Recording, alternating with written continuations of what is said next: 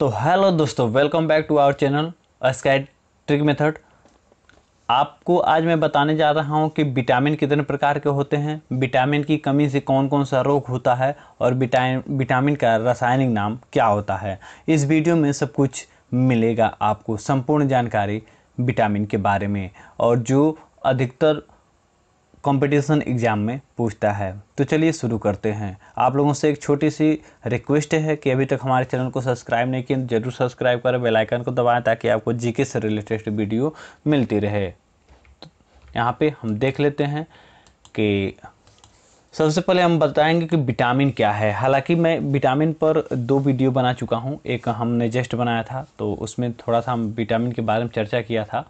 Vitamin का रासायनिक नाम, जो विटामिन का खोज कब हुआ था ये मैंने बताया था, और खोज कौन किया था, ठीक है।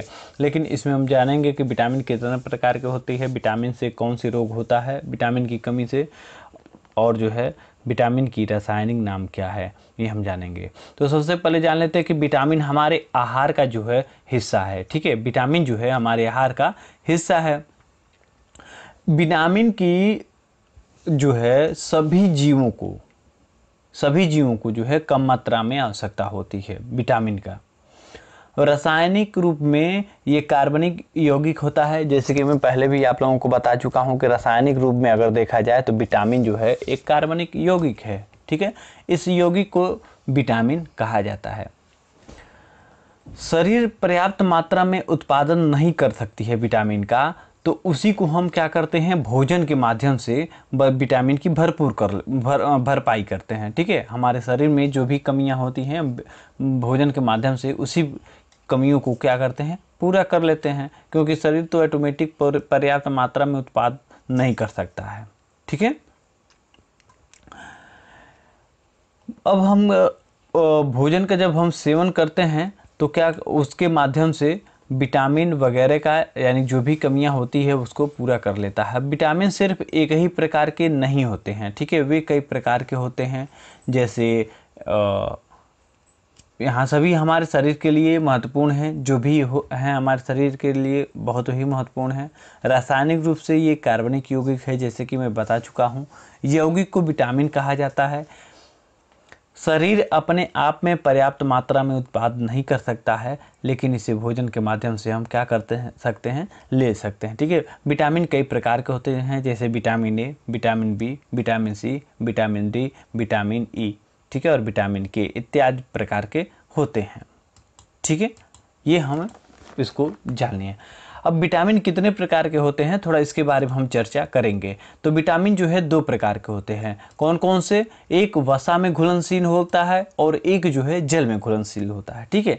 विटामिन 2 प्रकार के होते हैं। पहला जो है ऐसी विटामिन होती है जो वसा में घुल जाती है, और एक जो है पानी में घुलता है। तो कौन किस में घुलता है ये हम जान लेते हैं। तो सबसे पहले हम जानेंगे कि वसा में घुलनशील विटामिन, वसा में घुलनशील विटामिन जो हमारी बॉडी में घुल जाता है, ठीक है, वो विटामिन क्या होती है।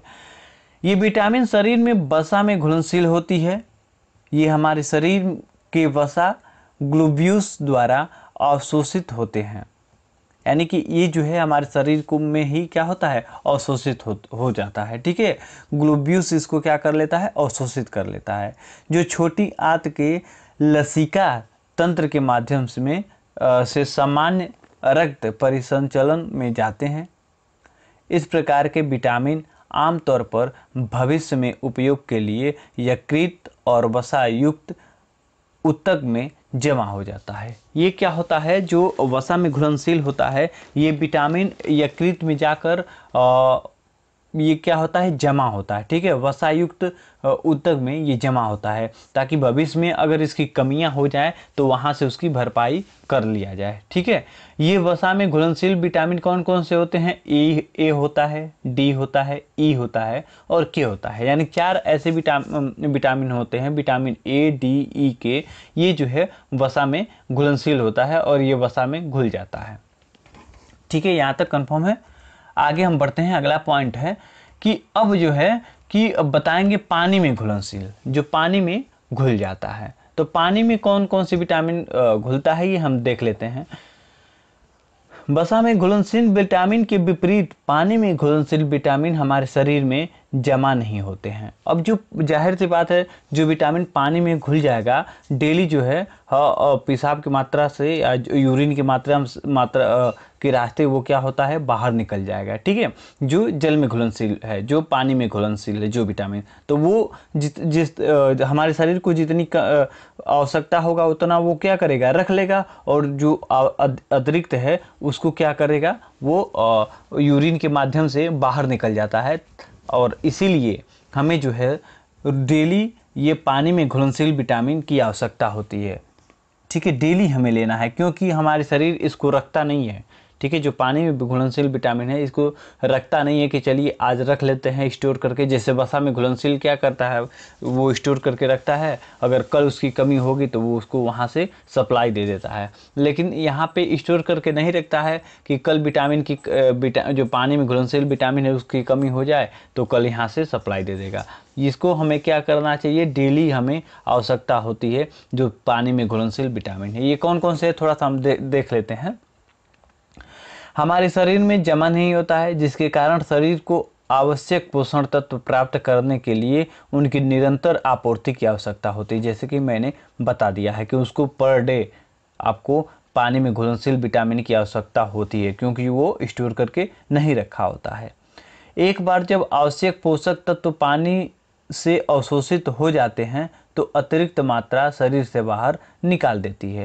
यानी कि जो अब हमारा जो काम आज का, जैसे मान लीजिए हमें 10 रुपये की ज़रूरत है और जो हमें 10 रुपया मिल गया है, ठीक है, तो हम 10 रुपये का अपना काम कर लेंगे, और जो एक्स्ट्रा पैसा है, जैसे 15 रुपया मिला है तो उसको 5 रुपया बाहर रख देंगे या किसी को दे देंगे, क्योंकि आज का हमारा काम चल गया। ठीक है, लेकिन ये नहीं सोचेगा कि कल का हमारा काम किस प्रकार से चलेगा। तो वही जो है पानी में घुलनशील विटामिन की हाल है। और ये कौन कौन से विटामिन होते हैं पानी में घुलनशील विटामिन? विटामिन सी होता है और विटामिन बी होता है। बी और सी जो है ये पानी में जल में घुलनशील है, इसीलिए हमें ये विटामिन की आवश्यकता डेली होती है। ठीक है, आगे बढ़ते हैं। विटामिन कितने प्रकार के होते हैं ये भी हमने देख लिया। अब देख लेते हैं एक एक विटामिन को क्या क्या होता है और कौन कौन कहाँ कहाँ ये पाया जाता है। विटामिन ए, सबसे पहले हम इसकी बात करेंगे तो यह विटामिन आँखों के लिए बहुत ज़रूरी होती है। विटामिन ए जो होती है आँखों के लिए बहुत ज़रूरी होती है। यह विटामिन शरीर के कई अंगों जैसे त्वचा, बाल, नाखून, ग्रंथियां, दांत, मसूड़े और हड्डियों के लिए रख रखाव में मदद करती है। विटामिन ए ताजे फल, दूध, मांस, अंडे, मछली और मछली के तेल, गाजर, मक्खन और दही, हरी सब्जियों में पाई जाती हैं। ठीक है, ये विटामिन ए की बात है। अब विटामिन बी जो है ये हमारे शरीर में जीवन शक्ति देने का काम करता है। विटामिन बी, इस विटामिन की कमी से शरीर कई तरह की बीमारियों से घिर जाता है। विटामिन बी के कई विभाग होते हैं। विटामिन बी के जैसे B1, B2, B3 ऐसे करके कई भाग होते हैं। इसके सभी भाग जो है मिलकर विटामिन बी कॉम्प्लेक्स कहलाते हैं। विटामिन बी कॉम्प्लेक्स के स्रोत जैसे टमाटर, हरी पत्तेदार सब्जियां, बादाम, अखरोट, अंगूर, दूध, ताजे मटर, दाल, सब्जियां, आलू, चना, नारियल, पिस्ता, दही, पालक, गोभी, मछली, अंडे का सफ़ेद वाला भाग जो होता है इसमें पर्याप्त मात्रा में विटामिन बी मिलती है। अगली विटामिन की अगर हम बात करें तो विटामिन सी आती है। विटामिन सी को एस्कॉर्बिक एसिड के रूप में भी जाना जाता है। यह शरीर की कोशिकाओं को बांधता है। यह शरीर की रक्त वाहिकाओं या रक्त वाहिकाओं को मजबूत रखता है। विटामिन सी का सबसे अच्छा स्रोत संतरे, नींबू, अमरूद, कीवी और अन्य खट्टे फल हैं। विटामिन सी जो है हमें रोज़ आवश्यकता इसकी होती है, इसी के कारण क्योंकि ये पानी में घुलनशील है और हमें विटामिन सी डेली लेने की आवश्यकता है। और विटामिन सी प्रचुर मात्रा में मिलते हैं संतरे में, नींबू में और खट्टे फलों में। अगले विटामिन की बात करें तो विटामिन डी, यह शरीर की हड्डियों के निर्माण और रख रखाव में मदद करता है। इसके साथ ही यह शरीर में कैल्शियम के स्तर को नियंत्रित करने का भी काम करता है। विटामिन डी का सबसे अच्छा स्रोत अंडा की चर्बी, मछली का तेल, दूध और मक्खन है। धूप सेकने से भी विटामिन डी की प्राप्ति होती है।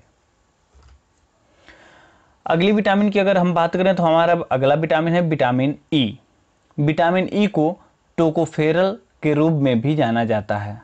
यह विटामिन शरीर के कई अंगों को सामान्य रूप से बनाए रखने का काम करता है। वहीं कोशिकाओं के अस्तित्व को बनाए रखते हुए उनके बाहरी आवरण या कोशिका झिल्ली को बनाए रखने का काम करता है। इसका सबसे अच्छा स्रोत वनस्पति तेल और कई अन्य खाद्य पदार्थ हैं। अब थोड़ा सा हम इसमें देख लेते हैं विटामिन के बारे में। हमारे शरीर में खून का थक्का बनाने के लिए विटामिन की ज़रूरत होती है, विटामिन के की ज़रूरत होती है। यह रक्त का थक्का नहीं बनता है तो चोट के कारण अत्यधिक रक्त प्रवाह हो जाता है, जिससे व्यक्ति की मृत्यु भी हो जाती है। विटामिन के का जो कार्य होता है वो हमारे ब्लड को थक्का बना देता है, जिससे हमारे उंगलियां वगैरह या कहीं भी चोट लगता है तो वहाँ से ब्लड लगता है निकलने। ठीक है, अगर वहीं पे विटामिन के की मात्रा अगर कम रहेगी तो ब्लड थक्का नहीं जमेगा और ब्लड निकलता ही रहेगा, वो बंद नहीं होगा। ठीक है, ऐसी बहुत ही कम लोगों के अंदर पाया जाता है। लेकिन विटामिन के का काम यही है कि जैसे ही ब्लड बाहर आता है उसको वहीं पे थक्का बना देता है और उसके माध्यम से अंदर से ब्लड बाहर नहीं आ पाता है, क्योंकि उसके जहाँ पे चोट लगा है वो पूरी तरह से जाम हो जाता है, थक्का बन जाता है।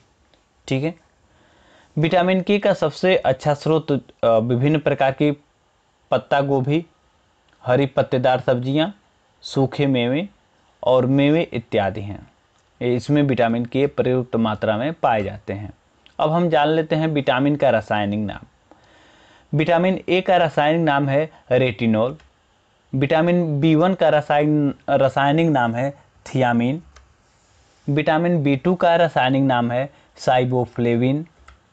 विटामिन बी3 का रासायनिक नाम है नियासिन। विटामिन बी5 का रासायनिक नाम है पैटोथेनिक एसिड। बी6 का रासायनिक नाम है पायरोडिक्स। विटामिन बी7 का नाम है बायोटीन। ये सभी विटामिन आप लोग लिख सकते हैं वीडियो को स्टॉप करके। विटामिन बी9 का नाम है फोलिक एसिड। विटामिन बी12 है, यहाँ पे क्षमा चाहेंगे, बी हम लिखना भूल गए हैं। इसका बी12 का रासायनिक नाम है कोबालिम। विटामिन सी का नाम है एक्सकार्बिक एसिड। विटामिन डी का नाम है कैल्सीफेरोल। विटामिन ई का नाम है टोकोफेराल। विटामिन के का नाम है फाइटोनडाइओन। इस प्रकार से आप लोग देख सकते हैं। यहाँ पे आप लोग सी को बहुत ही आराम से पहले को आप लोग याद कर सकते हैं। विटामिन ए रेटिनॉल, ठीक है, ये रेटिना संबंधित है, आंखों से संबंधित है, ये जैसे मैं बताया हूँ। विटामिन सी स्कर्वी रोग से संबंधित है, तो स्कर्विक एसिड दिया रहेगा ऑप्शन में, तो इस पर टिक लगा सकते हैं कि विटामिन सी का रासायनिक नाम स्कर्विक एसिड है। विटामिन डी कैल्शियम से संबंधित है, आप लोग जान ही रहे हैं, तो कैल्सीफेरोल है, तो इससे विटामिन डी में अगर कैल्सीफेरोल आएगा तो तुरंत आप टिक लगा देंगे। ठीक है, विटामिन ए आंखों से संबंधित है तो रेटिनॉल आएगा। तो ये जो है आप बहुत ही आसानी से जान सकते हैं। अब विटामिन की कमी से होने वाले रोग, इसको हम जान लेते हैं। विटामिन ए की कमी से रतौंधी होता है, संक्रमण का खतरा बढ़ जाता है, यूरोफेलेमिया होता है, मोतियाबिंद हो जाती है, शुष्क त्वचा हो जाता है और काठिन्य हो जाता है, ये विटामिन ए की कमी से। विटामिन बी1 की कमी से बेरी रोग होता है। विटामिन बी2 की कमी से स्किन का फटना, आँखों का लाल होना, ये विटामिन बी2 की कमी से होती है। अगर विटामिन बी3 की अगर हम बात करें तो स्किन पर दाग हो जाता है, दाँत खाज खुजली जो होती है बी3 के कारण से हुई होता है। बी5 की अगर हम बात करें तो बालों का सफ़ेद होना, मंदबुद्धि होना, जो बच्चे कभी कभी मंदबुद्धि हो जाते हैं वो B5 की ही कमी से होता है। B6 की अगर हम बात करें तो एनीमा और स्किन रोग होता है। B7 की बात करें तो लकवा, बदन दर्द, बालों का गिरना, ये सारी समस्याएं B7 से होती है। अगर विटामिन B11 की हम बात करें तो एनीमिया, पेचिस रोग, ये सारी चीज़ें होते हैं। विटामिन B12 की कमी से एनीमिया, पांडुरंग रोग होता है। विटामिन सी की कमी से स्कर्वी रोग हो जाता है। विटामिन डी की कमी से रिकेट्स होता है। विटामिन ई की कमी से जनन शक्ति का कम होना होता है। और विटामिन के की कमी से खून का जमना, ये इत्यादि रोग होते हैं। ये था आप लोगों का कि कौन से विटामिन की कमी से कौन से रोग होते हैं। बहुत महत्वपूर्ण क्वेश्चन है और जहाँ तक हो सका मैं पूरे विटामिन से रिलेटेड कवर करने का प्रयास करता हूँ। उम्मीद है कि ये वीडियो आप लोगों के लिए सहायक होगा, हेल्पफुल होगा। तो ज़रूर वीडियो को लाइक करिएगा, अन्यथा आप डिसलाइक कर सकते हैं। वीडियो देखने के लिए आपका बहुत बहुत धन्यवाद।